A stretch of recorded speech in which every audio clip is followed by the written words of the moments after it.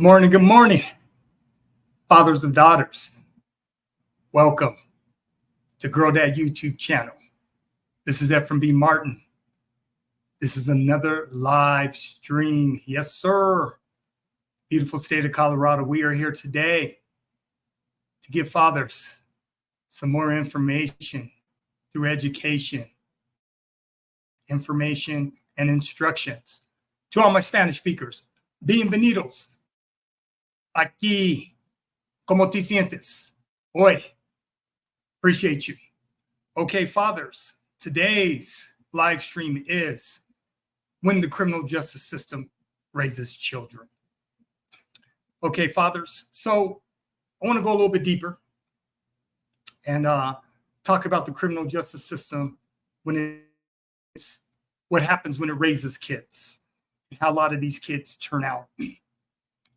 And the reason that I think it's important, fathers, is because when a father is not a part of a daughter's life, chances are, there's a good chance, not chances are, but there's a good chance that their baby girl could end up in the criminal justice system. Because, see, fathers, our daughters need both parents in their lives. Our daughters need the guidance of their fathers. They need the safety of their fathers.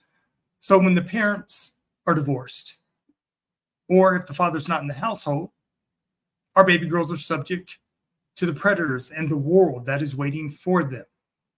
So when we talk about the criminal justice system, raising our children, I want to go a little bit deeper. I want to talk about foster care and how foster care fails a lot of these children.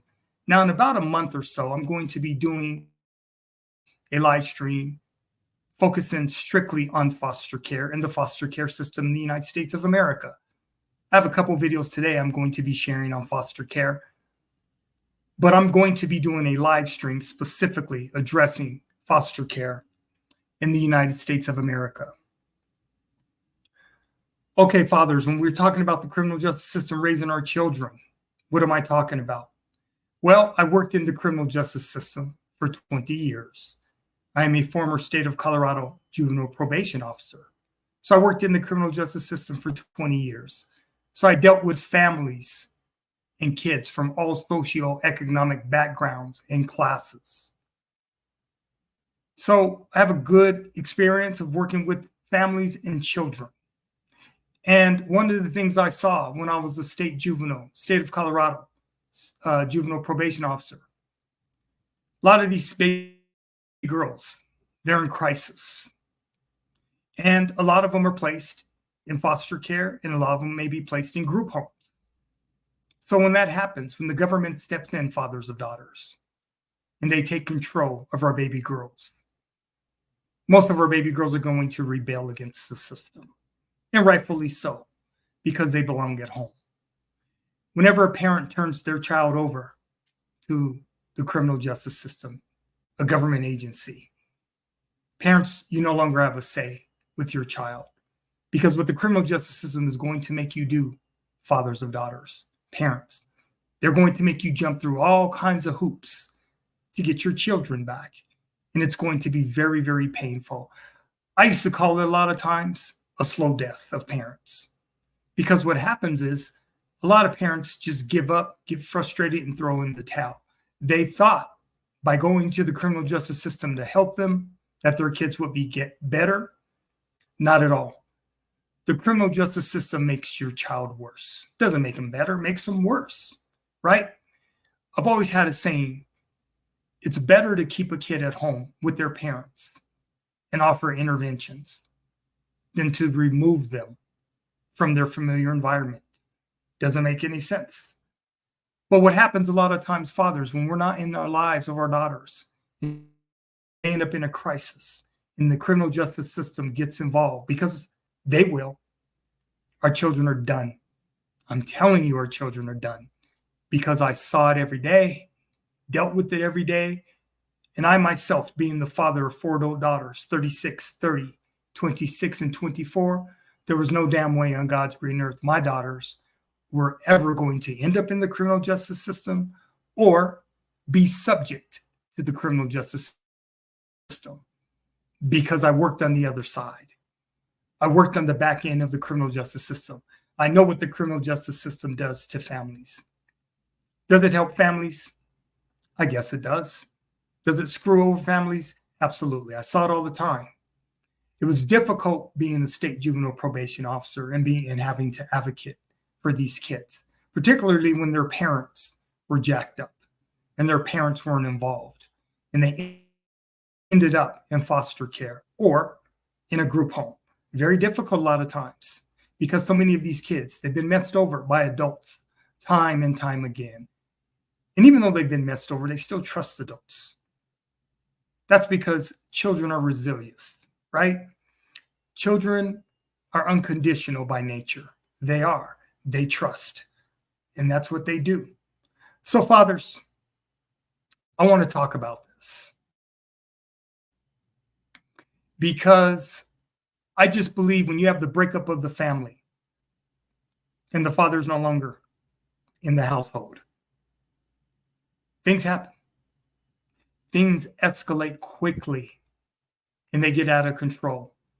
I can promise you, most little girls, after a divorce, if the parents aren't getting along, most little girls are going to make their fathers pay, and they're definitely going to make their mothers pay. They're going to challenge their mothers.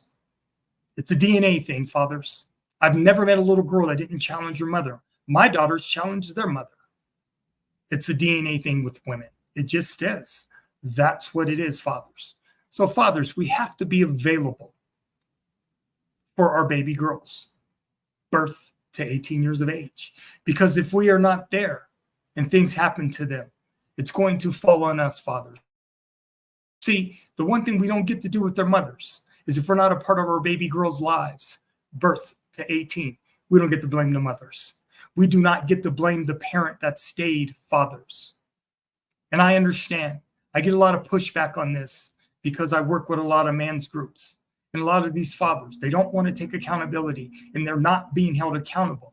So therefore, they blame the mother. They bash the mothers. They talk about how the mothers ain't shit.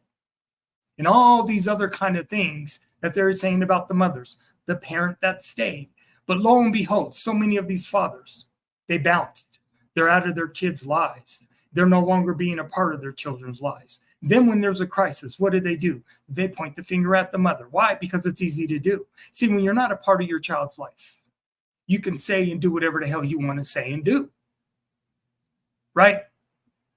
Because a lot of fathers, they don't want to take accountability. They just don't. See, it's easier to bash the moms and beat up on the mother than it is for the father to take accountability. Being the head of the house means that we have to be the head of responsibility and accountability, fathers. That's our role. If we do not bring protection and safety to our children, things are going to happen to them. That's what it is, fathers of daughters. That's what it is. Okay. So I want to get into these videos, fathers. What I need you to do, I need you to be objective. I need you to be open. I need your hearts to be right. I need you to be receptive. Being objective a lot of times is very difficult for most humans because when you're objective, you're looking for solutions. And that means a lot of times we have to look at ourselves in the mirror. We have to understand we all have faults. We're all guilty of having faults. We are. That's what it is, fathers, right? So instead of pointing the finger, why don't we be part of our children's lives birth to 18 years of age?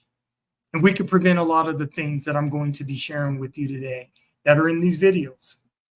Because I'm telling you, as a criminal justice professional of 20 years, I met a handful of fathers. On one hand, I can tell you how many fathers I met when their child was in a crisis in the criminal justice system. One hand, that's 5 fingers, fathers. In almost 10 years as a state juvenile probation officer, that's how many fathers I met in court. That's how many fathers I met in my office. So what you don't get to do, you don't get to dismiss my experience professionally, and you sure as hell don't get to dismiss my experience as a father of baby girls. I got a lot of things right, fathers. I did, because I was there, birth to 18 years of age. That's where it starts, and that's where it's going to end, fathers. Okay, fathers, let's take a look at these videos. All right, this is video number 1.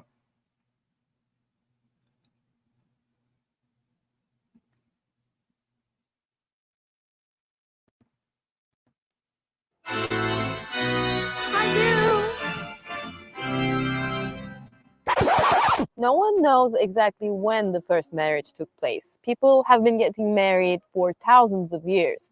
It's an ancient institution, but for some people, it's perhaps a bit too ancient. 89% of the world's population now live in countries with falling marriage rates. This is especially pronounced in the richest countries. Among the 38 OECD nations, most recorded between 7 and 10 marriages per 1,000 people in 1970. By 1995, this fell to around 5 to 7 marriages, and it continues to plummet today. So why is this happening, and will it spell the end of marriage as we know it? A stable marriage has often been associated with financial stability. Married households in the US hold significantly higher wealth than cohabiting couples or singles. But despite this, the marriage rate in the US has dropped by nearly 60% since the 1970s.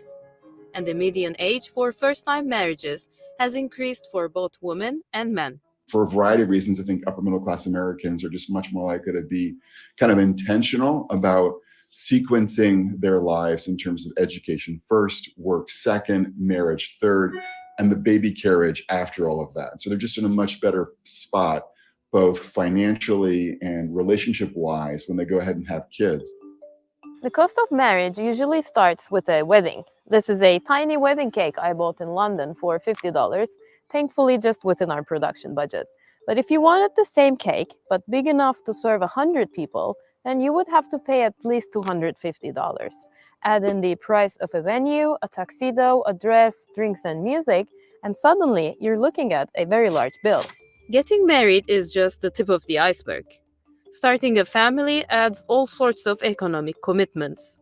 It typically starts with a house, followed by a car, maybe kids, which means more expenses like books, toys, and family vacations. In a nutshell, you become a fully engaged consumer in the economy. Some people choose not to go down this road, while others simply can't afford to. From about 1980 to the present, there's been no greater increase in family instability than there has been among this working class demographic in the US, sort of in basically the second quintile of the family income distribution. I think there are a couple of big factors here in play. So one major factor, of course, is sort of the changing economy and the way in which working class men are less likely to be stably employed. American adults from high-income groups have maintained a stable marriage rate since the 1970s. But among the middle and especially lower-income groups, marriages declined to 66% and 38% respectively by 2018. Since the 1970s, there has been a decline in the number of American men without college degrees in the US labor force. The last 50 years also saw their earnings stagnate and decrease. By contrast, we're seeing women having a more secure footing in today's sort of more service post-industrial economy. And so we know that marriage is many things, but it's also in part a financial undertaking. And so when you have men who are losing ground financially in this working class demographic and women who are gaining ground, I think they both kind of see that the guy is less marriageable. And so they're less likely to kind of get married in the first place and more likely to get divorced in the second place. Another phenomenon that affects marriage is the rise of secularism in modern societies. Here in the UK, for example, 1 in 3 people say they have no religion, up 25% since 2011. And this is a key reason why marriage is no longer the only basis for family formation. In 2021, 51% of births in the UK took place outside of a marriage. 42% of children in the European Union and 40% of children in the US are also born to unmarried parents. For countries where this is acceptable socially, the decline in marriage does not necessarily spell trouble for the country's demographics. But in other parts of the world, most notably in East and South Asia, marriage and birth rates are highly correlated. Only 2.3% of babies are born outside of marriage in Japan, which means if people don't get married, they're also very unlikely to have children. This is a problem for Japan, the world's third largest economy and home to the world's oldest population. The fall in birth rate is something that happens in many countries. Governments all over the world are worried because of economic implications. From state-funded matchmaking apps to marriage support concierges, The Japanese government has introduced several incentives to promote marriage, but so far, nothing has worked. There is this, financial constraint that people feel that they may not be able to support a family and raise children. A similar problem is troubling authorities in neighboring China, which registered the fewest marriages in 2022 since public records began. The country also saw its birth rate fall to a record low the same year. By 2050, China's working population will reduce by 10%, and not enough, babies born to fill that gap. And the, dependent population, those who reach retirement age, will double. In a sharp reversal from its former one-child policy, the Chinese government encourages marriage and childbirth since 2016. But this time, it's Chinese women who have reservations about married life. And the women tend to spend significantly much more time than their husband in childcare and other related care. And also the Chinese workplace is not very women-friendly. And why women don't want to get married, why women don't want to have children, is because this society is not women-friendly, the society is not child-friendly.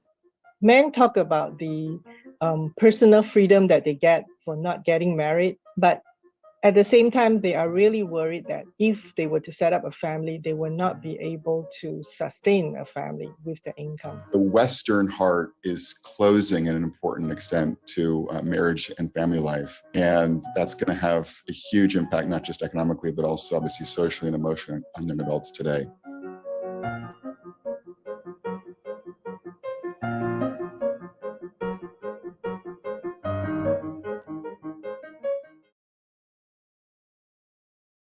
How would you describe what that moment is like when they tell you that they have?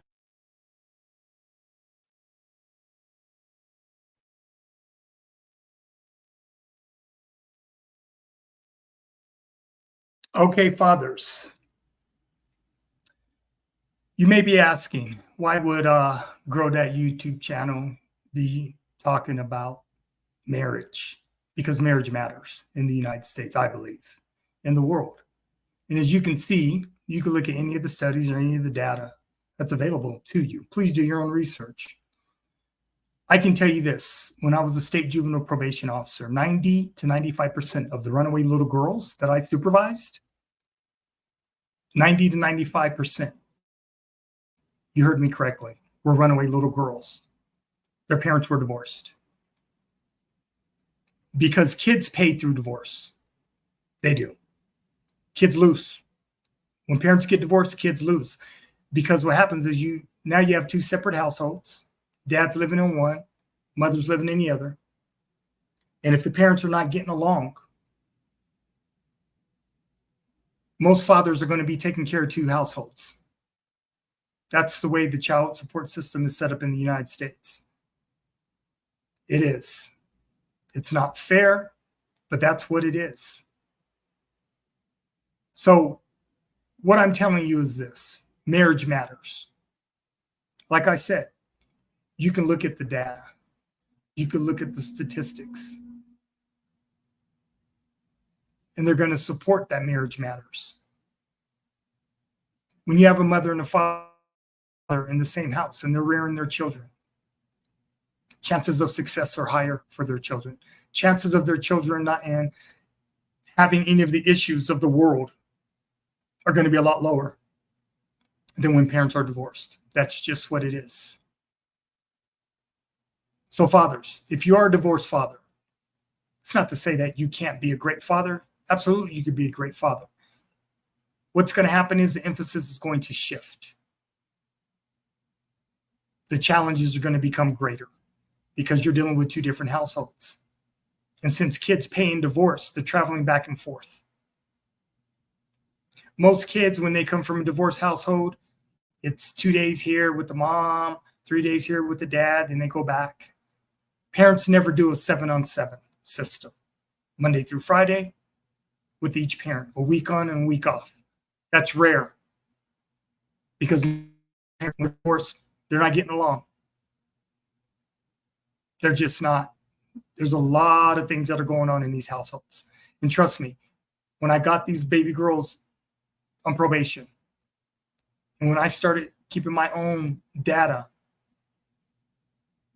on the runaway little girls. And when it came up to 90 to 95%, I was shocked. I remember when I used to meet with my supervisor on a monthly basis, and I was showing her, she was like, yeah, that's what it is. That's what it is. So like I said to you earlier, I've only met a handful of fathers. I only met a handful of fathers in the 10 years I was a probation officer. Almost 10 years I was a probation officer. On one hand. Okay, fathers. I have 2 videos that are going to be shown back to back on the foster care system in the United States of America. Okay, so we're going to look at 2 videos back to back on foster care. Let me get them set up.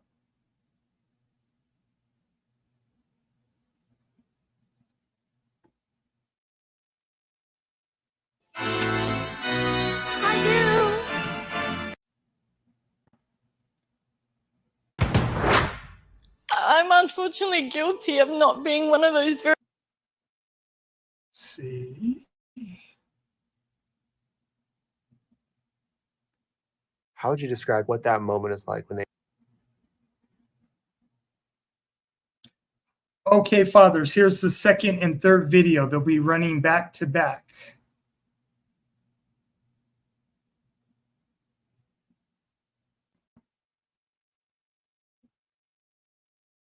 How would you describe what that moment is like when they tell you that they have to take your children away?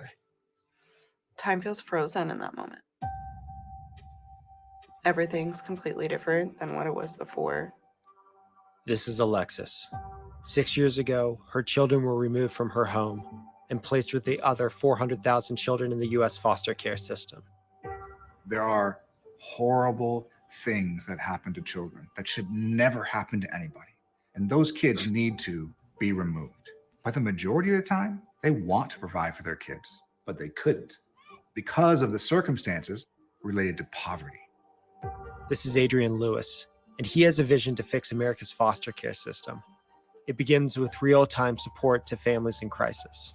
So I'm starting to see so many of these alerts pop up from all over the country. Wow. Care Portal's getting over 100 requests every single day from government agencies all over this country. We have found a way to leverage technology to bring disconnected people around serving families in crisis. Just coming alongside a family with the resources you have can be the difference between a family staying together or kids having to go somewhere else. Adrian's project is incredibly ambitious, but could an app actually be the missing ingredient in keeping these families together? The only constant my children ever had was me, and that was taken away from them. This is Stand Together Presents. Stories, ideas, and advice from changemakers tackling our biggest challenges. The foster care system is the most strategic place for systemic change in our country. Why?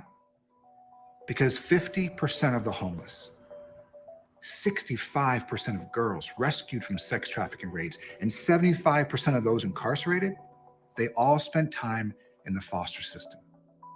Like legit, I think the problem that I hear you guys saying is when the agency enrollment happens, like you're on that page. We have these world-class platforms like Uber and Airbnb. They have created value because they are bringing together multiple sides of the marketplace to do something together.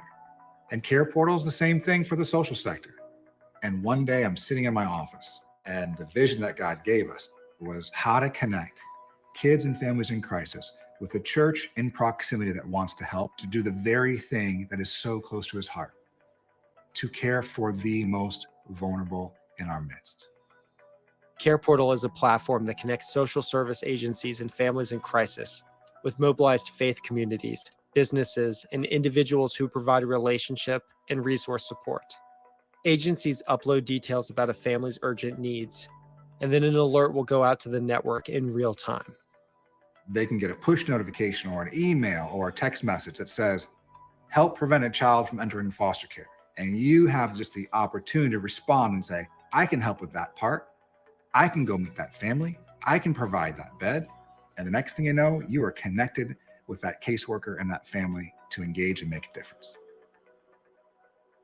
Before my wife and I got involved in the whole foster care system, I got to be honest, I had some pretty bad perspectives. I thought that the kids who were removed from their parents and put in the foster care system, that they were there because they had bad parents who didn't care about them. And I am so glad that I was wrong. There's all kinds of reasons that children and families are brought to our attention.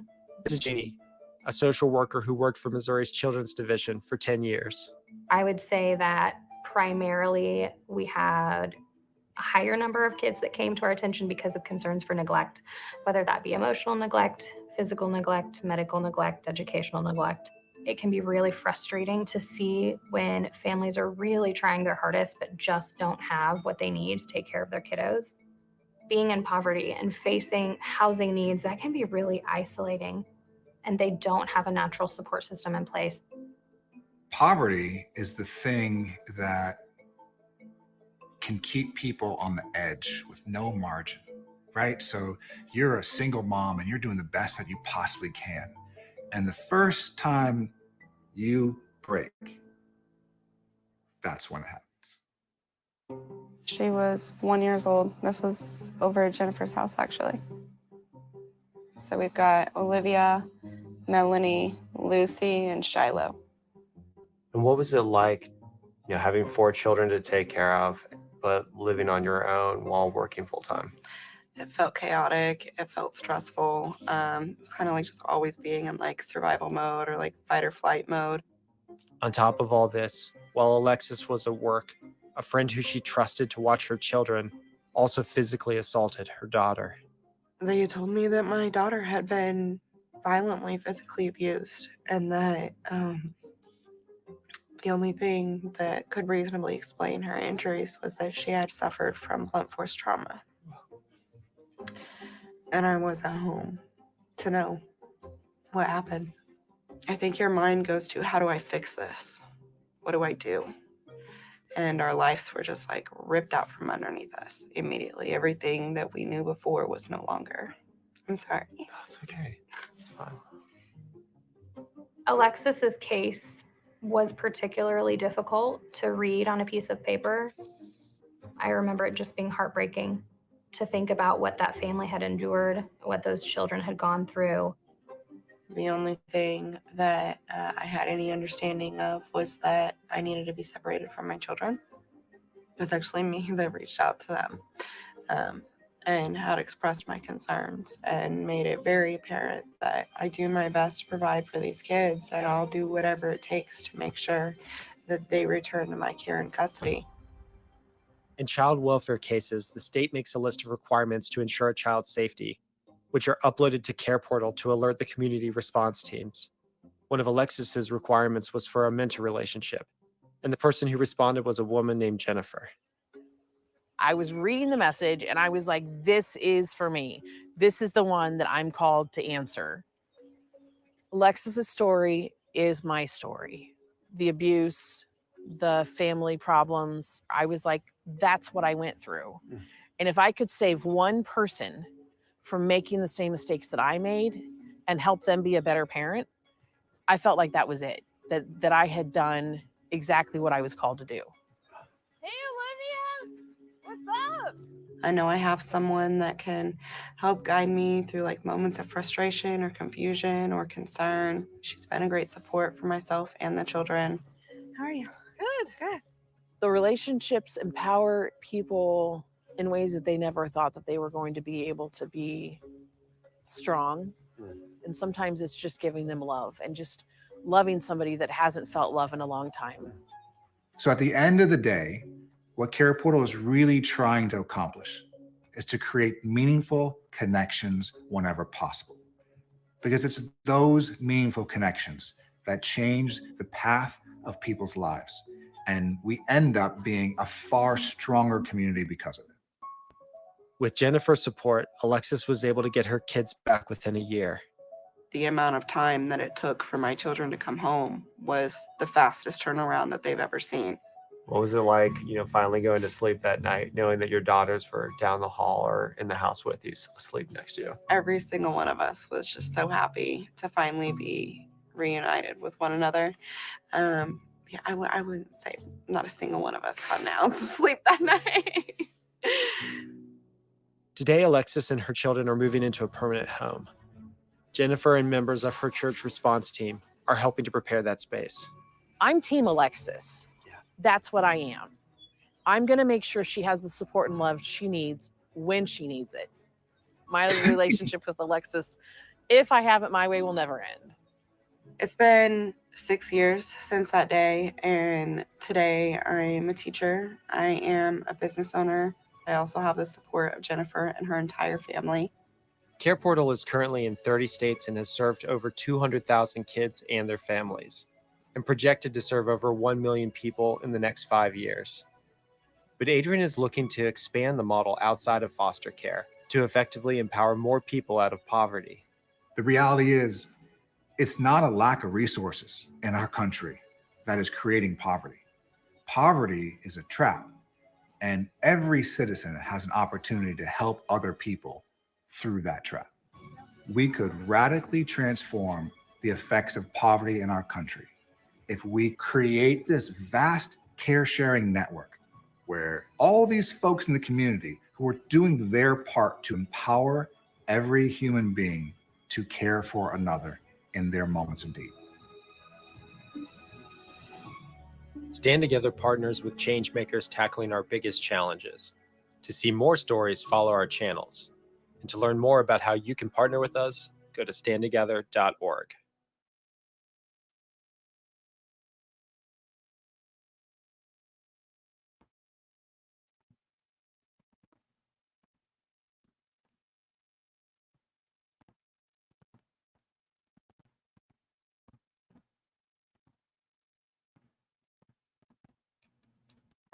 Five investigate.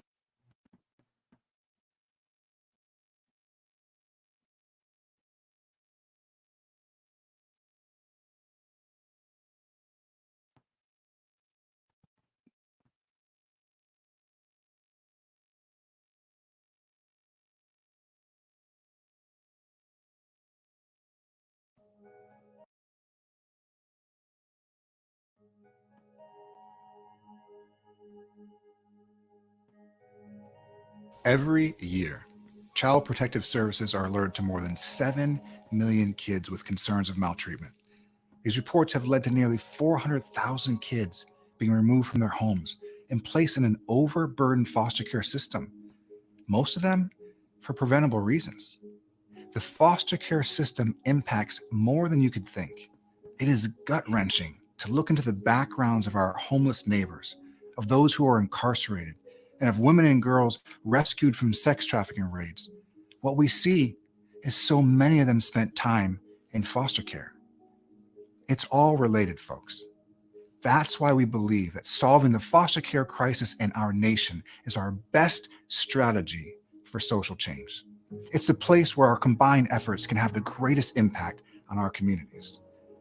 And so many of you already care about these issues.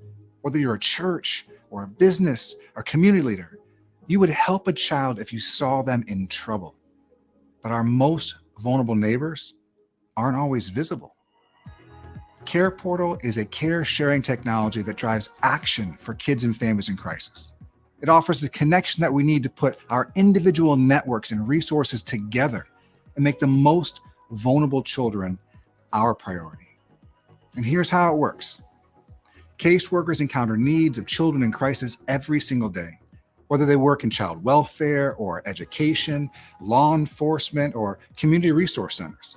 Once a need is identified by one of these professionals, Care Portal provides an easy way for it to go through a review and approval process within their organization.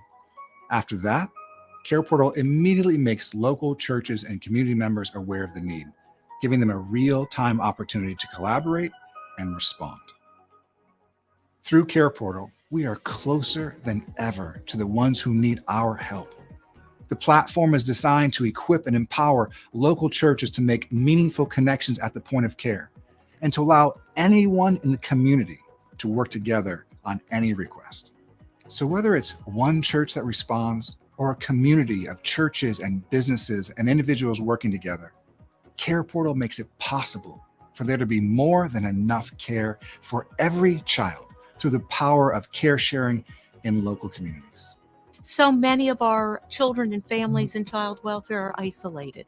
They don't have a support system. Care Portal can provide not only the physical needs for the children and family, but can also provide a support system and relationships. I look at Care Portal as a platform for us to be able to do ministry across denomination lines, across racial lines, across social economic lines. And the mission field is in our backyard. Care Portal creates generosity-forward supply chains that get the right people involved at the right time, surfacing and solving the types of immediate needs that place families at risk and making meaningful connections that can lead to life transformation. By creating radical access to immediate needs, the community is empowered to step in. Caseworkers request, people and organizations respond, neighbor by neighbor, neighbor to neighbor. We prevent the preventable. It's the power of care sharing at work. Connection changes everything, and it's closer than ever before.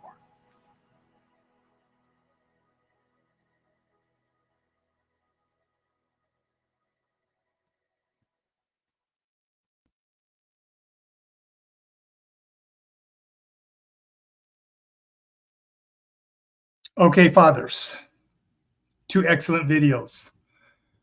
Now, when it comes to the criminal justice system raising children, as you can see, unless the father is dead, that would be the only excuse for a father not being a part of their baby girl's life, birth to 18, unless they're dead. Because what happens is when the mother takes on that role, the parent that stayed, they catch a lot of hell. And things happen. I can tell you, most of the mothers I dealt with, because their baby girls were in a crisis, they broke. They broke mentally. They broke psychologically. They broke. So then the state comes in, swoops up their kids, puts them outside the house with strangers, whether it's foster care or a group home. And then the cycle begins. Because most of these kids, if you talk to children that have been in foster care, most of them are going to tell you they've been assaulted. They're going to. So if you ever come across an adult that shares their story of being in foster care, you best believe them. Because their experiences in foster care and group homes, they're telling you the truth. That's what happened to them. And most of them, hopefully, will end up getting some type of therapy to make their lives better. It'll never remove the scars of what they went through and the abuse that they suffered at the hands of strangers. So fathers, I'm pressing you. I am pressing you. Birth to 18 years of age, 100% on us. Whether we are married or divorced, 100% on us fathers. You don't get to bash moms. You don't get to bash the parent that stayed. You don't. When I do a lot of these men groups and I participate in a lot of these men groups, the pushback that I get from these fathers, like I said, a lot of them don't want to take accountability for what they've done. See, this is not about blame, because once our kids are here, they're here. It's not about blame. It's about ensuring that we do what we're supposed to do as fathers of our baby girls. There's no excuses, fathers. There is none. If you are not part of your daughter's life, birth to 18, and she ends up in a crisis, 100% on you. You don't get to blame their mother. I'm not having it. I'm not. Okay, fathers. So we have 3 more videos, and we're going to be talking about the criminal justice system in these next 3 videos. Let me get them set up, fathers.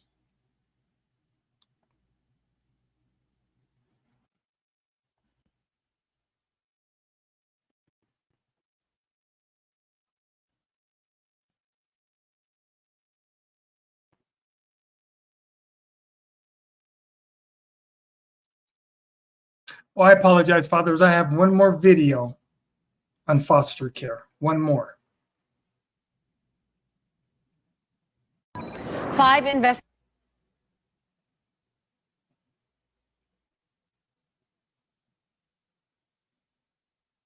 Okay, fathers, this is one more video on the foster care system.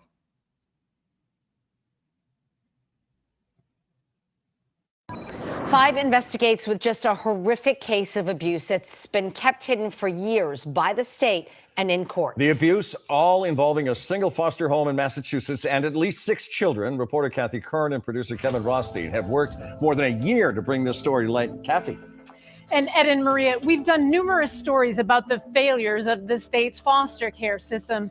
This is another disturbing case.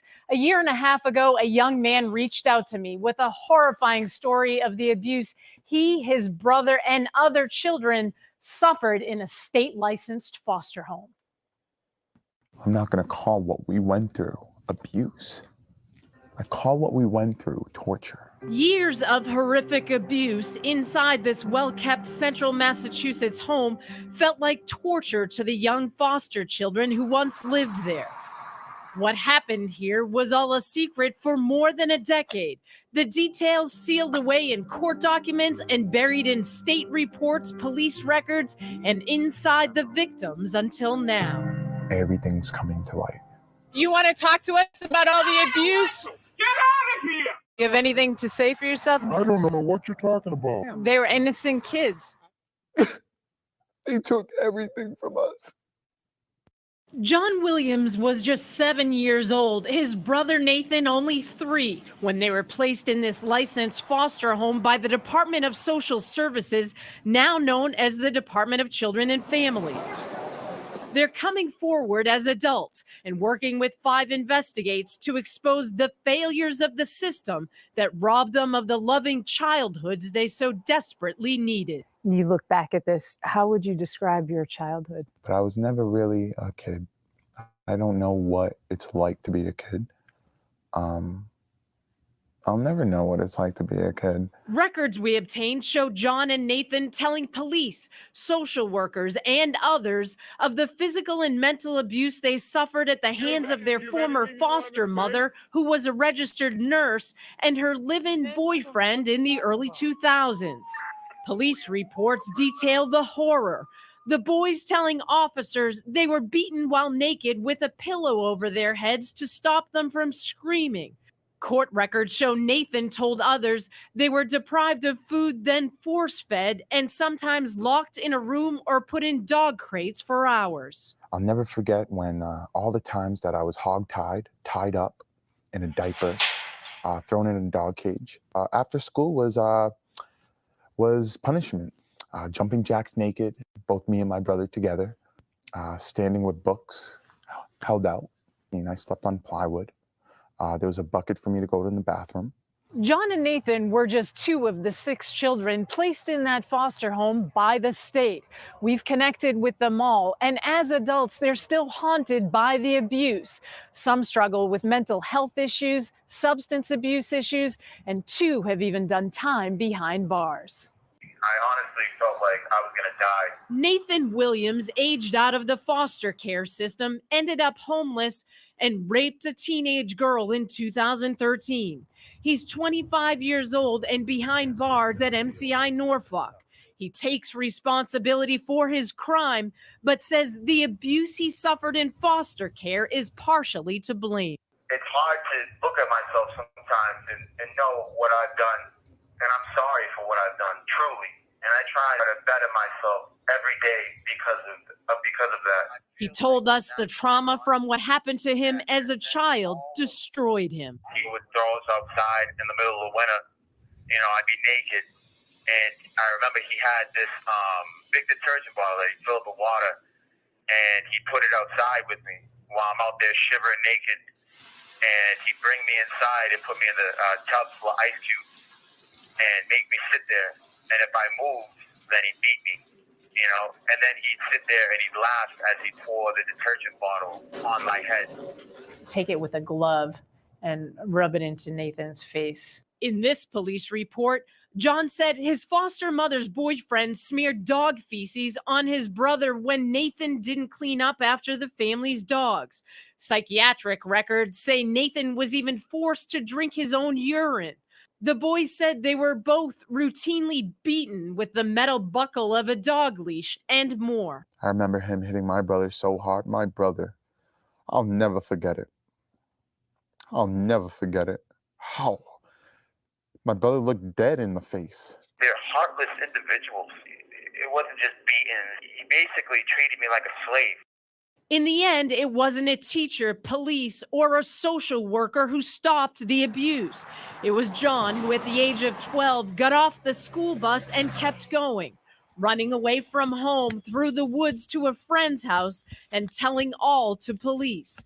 That led to a dozen criminal counts of assault and child endangerment against his foster mother and her live-in boyfriend. The children were never allowed to testify. That's because the prosecutor spoke with the DSS attorney and the social worker and says that they would rather not have the children testify and that the children are in foster homes.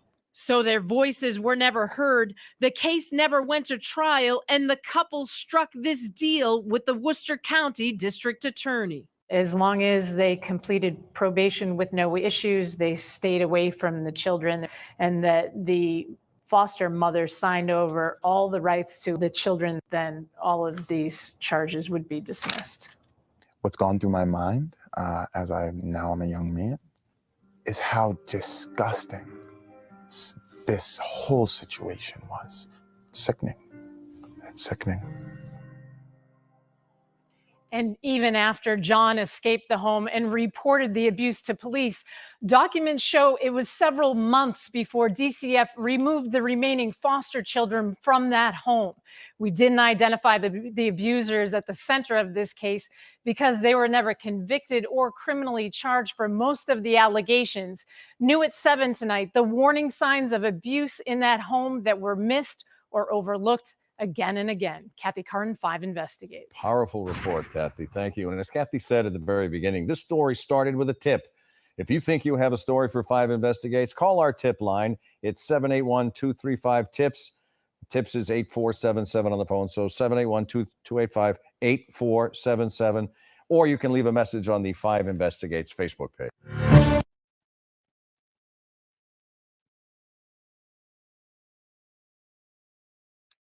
Okay, fathers. So, I worked in the criminal justice system for 20 years. Former state of Colorado juvenile probation officer. And what you don't get to tell me is kids don't get screwed over in the criminal justice system. So let me get this right. Unless the father was dead, we have a child that was placed outside of the home. The state placed this child in another home with a single woman and her boyfriend. The boyfriend assaults and sexually assaults the children, not being married. This is where the state placed these children. Right. Right. So you're not going to tell me, as a criminal justice professional of 20 years, kids don't get screwed over. You're not going to tell me that the criminal justice system raising children does not screw over children. You're not going to get to do that. Because when I do all this research, besides the professional experience that I have, you're going to come across more videos of former foster care children that are now adults that have been insulted than the good stories. Are the good stories out there? Absolutely. Far and few in between, though. Far and few in between. So the research that I do for Grow That YouTube channel, I have to watch all these videos because I want to make sure when I'm presenting that I'm on point. And that you get to look, you get to check them out, and then guess what? You can do your own research because you don't have to believe what I'm telling you. You don't. But I know professionally, as a criminal justice professional, I know what I saw and I know what I dealt with in family court and juvenile court. I spent years in family court and juvenile courts, years advocating for children. And what I'm telling you is when the father's not in the life of our baby girls, our children, things happen. And they happen quick. And you don't want the government involved. Because see, this is what happens a lot of times when the government gets involved and you have caseworkers making these decisions on the best interests of the children, they place them where there's a bed. That's what happens. They place them where these children can lay their head, knowing good and damn well that the majority of these children are going to be moved in and out of foster care, 5, 6, 7, 8, 9, 10 different homes. This is what it is, fathers. So I'm pressing you. You cannot have your baby girls end up in the criminal justice system. You cannot. Because the predators in the world are waiting for them if you do. Okay, fathers, these next 3 videos I'm about to show you are talking about the criminal justice system. All right, let me get them set up.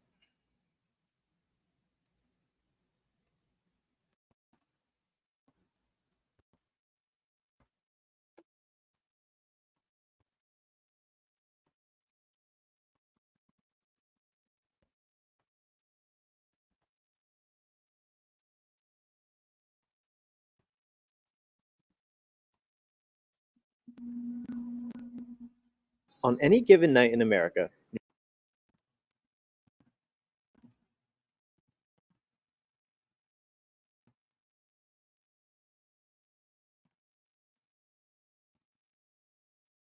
Okay, fathers, next 3 videos.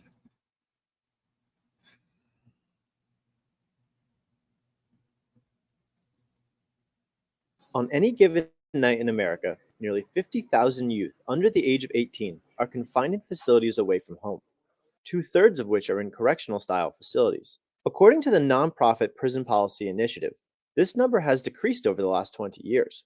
But the United States still incarcerates the most children in the world. Sarah Hinger is a senior staff attorney with the ACLU's Racial Justice Program. The United States far outpaces other countries in detaining and otherwise criminalizing young people. And that has, again, similar to the adult system, a disparate impact on youth of color who are disproportionately represented in contact with the criminal justice system. But why is that? And why are so many youths arrested in the first place? Michael Corriero is a former New York State Supreme Court justice. At the turn of the 19th century, we created the world's first juvenile justice system. The idea behind that was that as a society, we had a moral obligation to recognize the developmental differences of children as compared to adults. But the idea of rehabilitation through the prison system isn't working. In 2012, the Department of Justice began tracking formerly incarcerated people of all ages.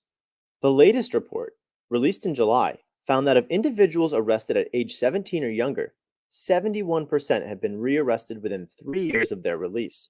That number climbed to 80% by year 5. The impact on an adolescent's access to education is part of the issue. In 2015, the Council of State Governments found 1 in 3 incarcerated youth were either receiving or needed special education services. The report also found more than half of incarcerated youth were behind grade level in reading and math, and around 60% had repeated a grade. The educational obstacles after prison begin before the first arrest, says Hinger, when school disciplinarians initially put a child in contact with the justice system. The school to prison pipeline refers to the process whereby school systems address young people through discipline and criminalization. And effectively place them on a pipeline to continuing and more extensive contact with the justice system. And that can cause long-term harm. It ends up undermining any sort of positive modeling or reinforcement. It further removes the child's attachment to school, alienating them and pushing them forward towards more negative influences. And even if an adolescent is innocent when arrested, the length of time required to post bail could lead to a suspension or expulsion from school. So if a young person came into the system and bail was set and they were unable to make bail for 2 weeks or so, or someone was willing to put up the bail, that young person's education would be disrupted to the extent that very often they were not permitted back into the very schools that they were attending while they were arrested. Children do attend school while incarcerated. And according to a 2013 Justice Department report, inmates of any age who participate in correctional education programs have 43% lower odds of returning to prison than those who do not. But the negative effects of traveling through the justice system and falling behind in school can follow youth well beyond their release. Formerly incarcerated people are twice as likely not to have a high school diploma. Their unemployment rate, 27%. According to the Prison Policy Initiative, when children are pushed away from education and into the justice system, it leaves them unable to compete in a job market that needs skilled workers. This is especially true if the individual did not receive youthful offender status. That status, Corriero says, means they could come out of this experience without a permanent criminal record, which is so crucial and important for young people in terms of their capacity to eventually enter into the adult world, if you will, with a clear slate in terms of opportunity. This is what drove Judge Corriero and his colleagues to set up and preside over the Manhattan Youth Park, a court exclusively designed to deal with the cases of kids between 13 and 15 and their co-defendants, to channel youth cases to alternatives to incarceration programs. Those who sat in that part were expected to understand the vicissitudes of adolescence, were expected to develop an interactive relationship, if you will, with the young people that appeared before. And what we tried to do was to develop a process that helped us to channel out of the system those children that we thought we could work with by linking them to alternative to incarceration programs. The youth part eventually became a model for mobilizing social services for young people under a judge's watch. Because, Corriero says, the dominant policy behind prosecuting children should be that of rehabilitation and not a punitive one. Young people are going through a period of cognitive development, which means not only are they likely to change and mature out of any challenging or problematic behavior, but also that as a product of where they are in life, their reasoning and decision-making skills are different, and they need different things. Youth are just not primed to respond as well to punitive consequences and punishments or negative incentives. Instead, Hinger argues the key is to hold youth responsible for their behavior outside of the prison system if possible, to stop the negative impacts on education and recidivism before they start. When effective interventions are made, there are dramatic reductions in negative consequences and problem behaviors. For the PBS NewsHour, I'm Tim McPhillips.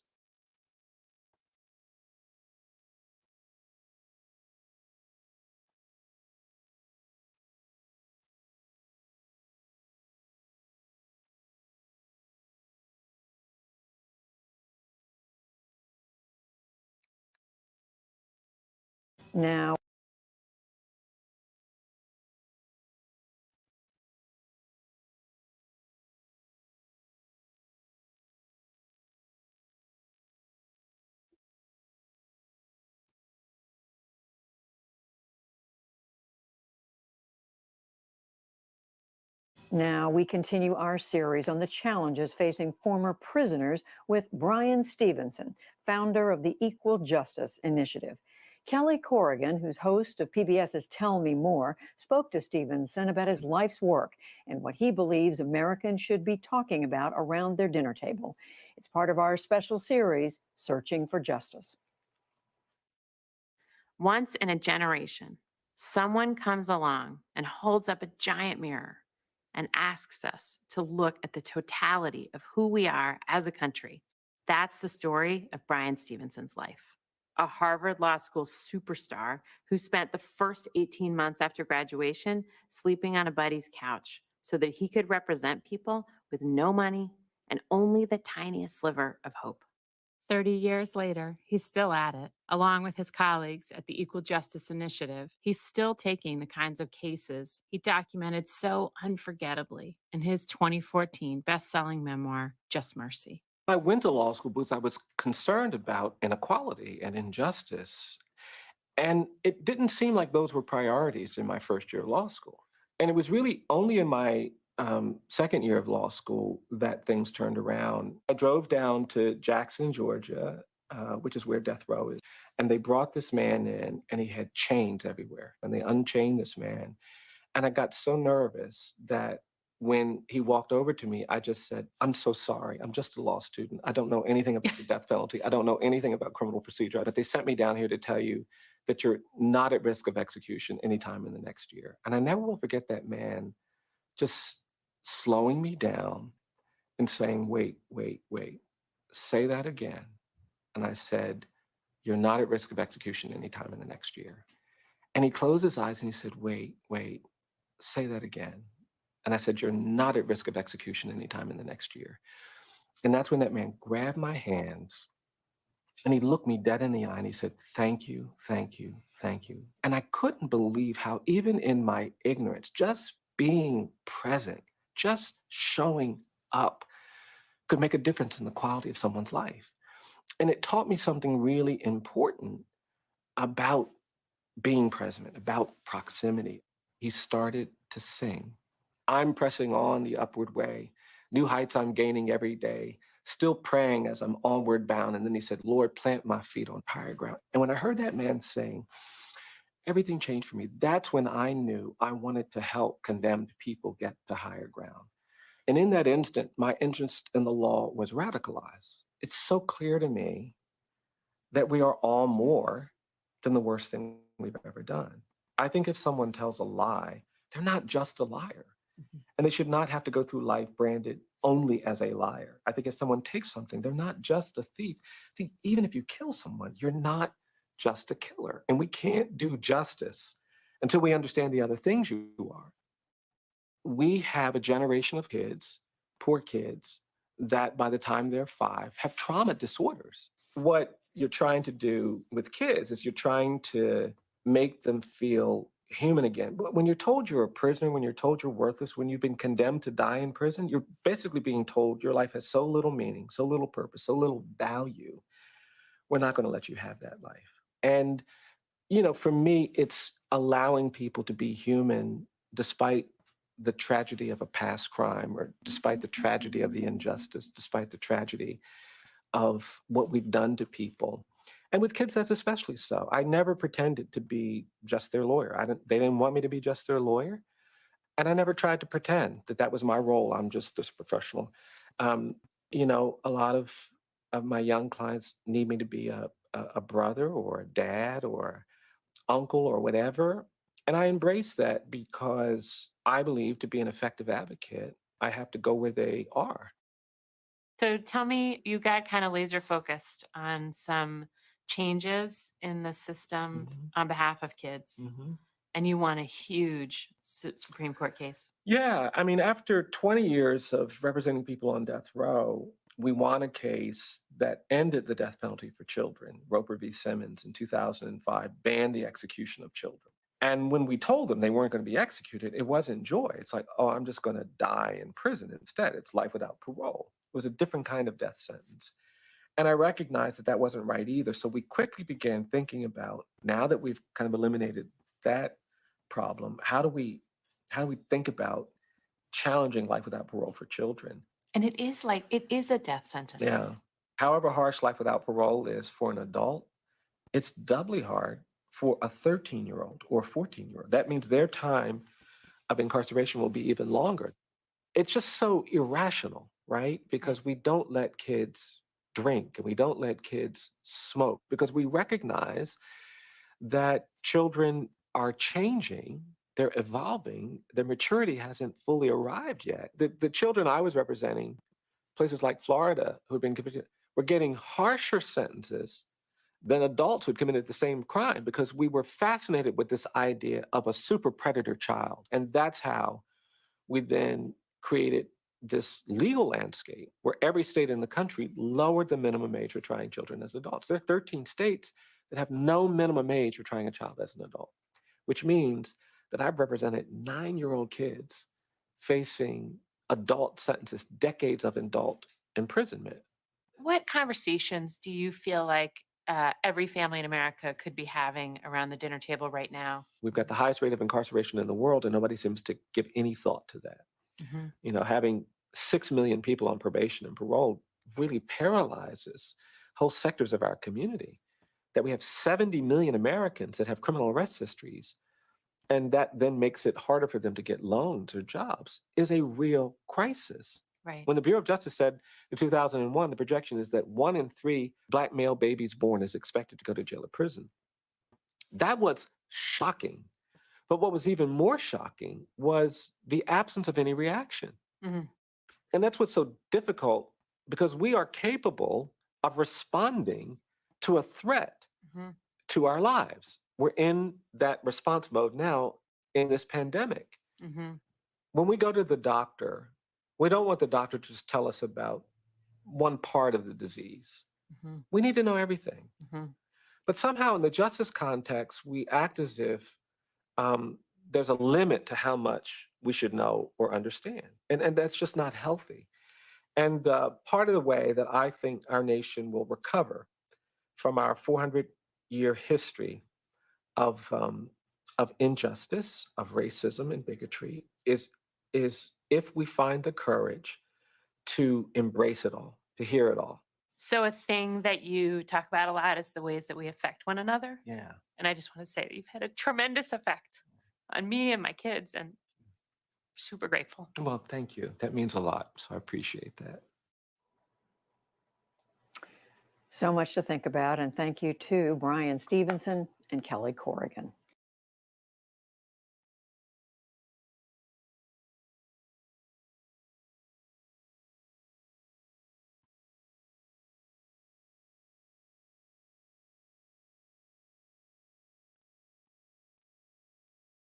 The manosphere is falling apart.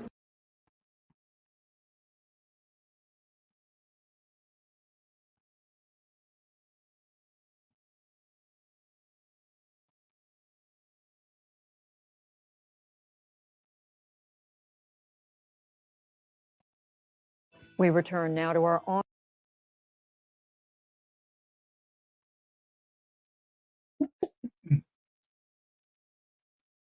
Excuse me.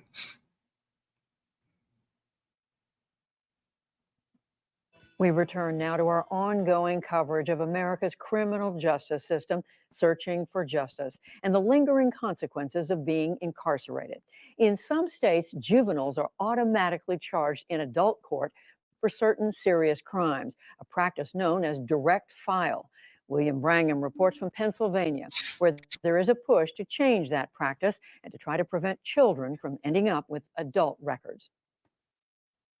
Mama tried to save me, but can't nobody save me, no. Andre Sims performs under the name Day One, Not Day Two. Think about your first day at school or your first day at work, your first day on a job. You're trying to prove yourself. You're trying to, show up in the best way possible. And so what if we could preserve that day one energy? It's a positive message from a 26-year-old who is just now starting his life over on the outside. At 17, I was charged with attempted murder, and I ended up spending 8 years in an adult facility, in adult prison. I was directly filed in adult court as opposed to going through family court or going through the juvenile process. Meaning the system says this is a serious enough crime that we're going to put a young offender in with adults. Yeah, absolutely. As a minor, Sims was separated from adult inmates, but that meant being held in solitary confinement. Imagine being locked in your bathroom. You know, no phone, no TV, nobody to talk to. That is your existence. You try to keep yourself busy, you try to work out, read, or do something, but a lot of the times you're in your thoughts, you're in your own head. And I experienced like very intense depression, very intense anxiety. It got to the point where, you know, I wanted to harm myself. When youths are charged as adults and held in adult facilities, research shows they are far more likely to die from suicide and at the highest risk of being sexually abused. And when they eventually do get out, they're left with an adult record and all of the consequences that come with that. Because you have this felony on your record now, you can't go back to certain schools. You can't go get the education to better yourself, to get the job that's going to get you the property. And so it creates this cycle, these barriers at every step. And it's not surprising that the majority of people who go through these prisons go back to crime or go back to causing harm. The juvenile justice system was created in the early 20th century on the understanding that kids are different than adults and they should be treated differently, and on the belief that a mistake made when you're young should not dictate the rest of your life. But in the 1980s and 90s, a spike in violent crime challenged that idea, and talk turned away from rehabilitating young people to punishing them harshly, a point infamously made by then First Lady Hillary Clinton. They are not just gangs of kids anymore. They are often the kinds of kids that are called super predators. No conscience, no empathy. We can talk about why they ended up that way, but first we have to bring them to heel. And there was a racist undertone for that sensationalized narrative about the super predator. Malik Pickett is a staff attorney with the Juvenile Law Center in Philadelphia, a nonprofit law firm focused on the juvenile justice system.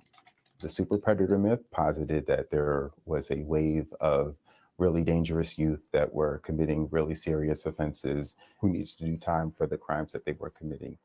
In 1995, the Pennsylvania legislature passed a law that directed prosecutors to directly file charges against young people 15 and over in adult court if they committed particular violent felonies, especially if they're repeat offenders or used a deadly weapon.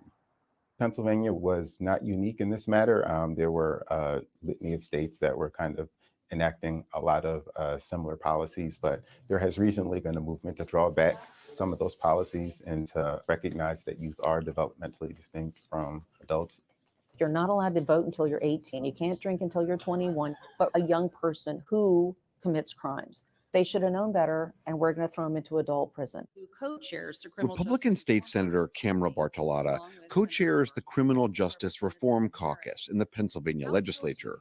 In May, she introduced a bill that would end direct file in the state. One of the worst things that happens when anyone has been incarcerated, especially a young person, they will face an uphill battle for years and years to come. Ending direct file was one of more than 30 recommendations made by a bipartisan juvenile justice task force last year. One of its key findings was the large racial disparities in which youth are charged as adults. Black male youths make up 7% of the state's youth population, but account for 56% of minors convicted as adults.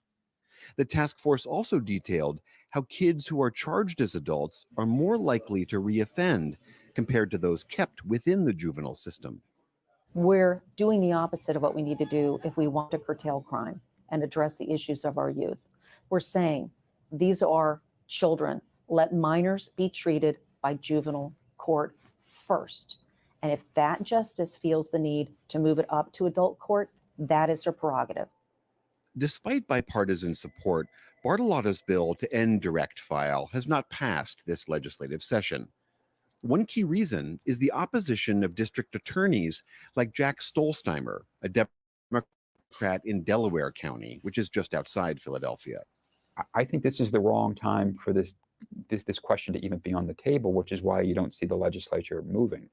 Philadelphia in particular has seen shootings increase by nearly 80% since 2019, including several high-profile ones involving teenagers, like the shooting in September after a high school football scrimmage that left a 14-year-old dead and 4 other teenagers wounded. I think that there are people over the age of 15, when they're committing rape, when they're committing murder, when they're committing aggravated assault and they're doing it with a deadly weapon, I think we have to start by saying, you've now lost, you've jettisoned your ability to start in the juvenile system. Because what we're all trying to do, whether in the adult system or in the juvenile system, is figure out what's best for that child, balanced by what's best for public safety. The community has a right to be safe from that child as well. But for youth in Pennsylvania, adult court is not just for those who have committed serious crimes. Direct file means youths are placed in the adult court system at the time of charging, when they have simply been accused of a serious crime. That's what happened to then 16-year-old David Harrington back in 2014. Robbery had occurred in the area, and me and my friend was walking, came up 10 minutes after the robbery. Detectives, they just was stopping anyone. My friend had a firearm on him at that time. So 16-year-old you gets arrested for a crime that you say you didn't have anything to do with. I had no parts in it. And how long were you locked up? I was locked up for 8 months on State Road. Harrington couldn't afford a bond for his $250,000 bail, so before he was even tried, he spent most of what would have been his sophomore year of high school in an adult jail. It took a judge just minutes to decertify or send his case back to the juvenile system. The judge, he said, "Why is this case in my courtroom?" He said, "Why is this boy here? Send him to the juvenile, have them deal with it." Which is what you'd argue should have happened all along. That should have happened the first time. I should have been able to be in the juvenile system first, fighting my case. In fact, nearly 60% of cases in Pennsylvania where youths are charged as adults are dismissed, withdrawn, or end up in juvenile court. That's according to the state's Juvenile Justice Task Force. David Harrington was found to be delinquent or responsible in the robbery by a juvenile judge, placed on house arrest, and required to pay restitution. It took years to expunge his adult criminal arrest. How you feel about today's session? Today, Harrington is an organizer with the Youth Art and Self-Empowerment Project, or YASP, in Philadelphia. It runs art and poetry workshops for young people who are incarcerated and helps provide support for their families. Prepare like what you would like to say or how you want to address the court. Andre Sims is also an organizer at YASP, which is also one of several groups around the state pushing to end direct file. There are so many barriers when you're returning from being incarcerated. I am the exception. The majority of young Black men who've been through this system are still in this system. It's a revolving door. For the PBS NewsHour, I'm William Brangham in Philadelphia.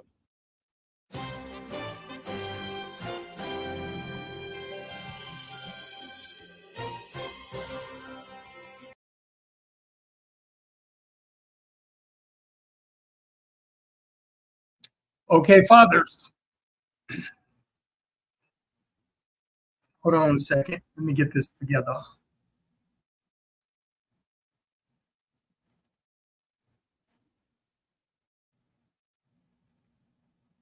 I apologize. Okay, fathers. When the criminal justice system raises children, this is what it is. Fathers of daughters, prevention begins at home.